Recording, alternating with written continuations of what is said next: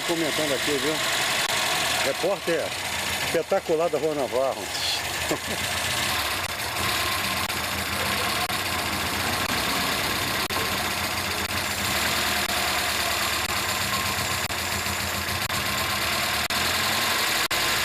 José!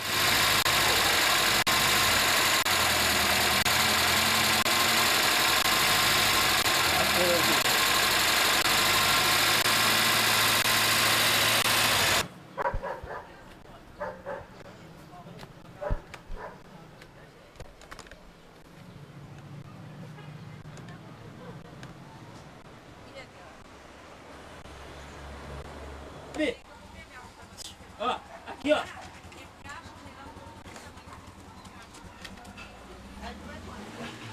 Tá bom. A gente fica na rua esse pé inchado aí. É? Às vezes eu desço e eu vejo ali na rua. Ô Geralda. Geralda. Achei tudo de papel. Geraldo, fecha aí. Papel assim, direto, pedaço. Oh, meu Deus do céu. É isso, eu tô conversando. Nego! Aí segunda-feira eu boto no correio. Por que tu não pode filmar, Marcelo?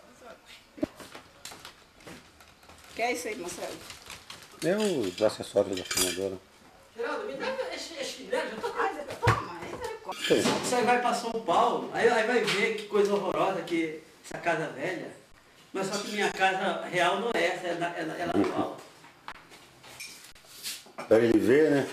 Porque esse povo gosta de ver, né? A bênção, né?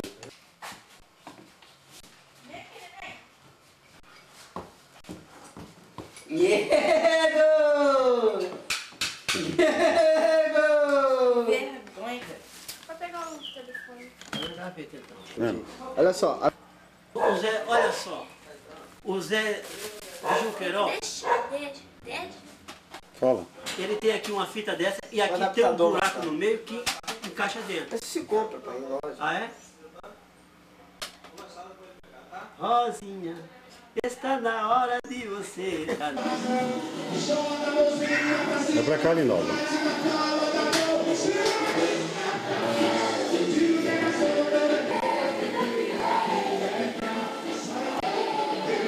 Vai, corta.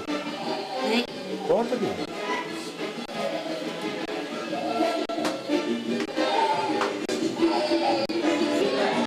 Bota no CD. Hein, tio? Ela fica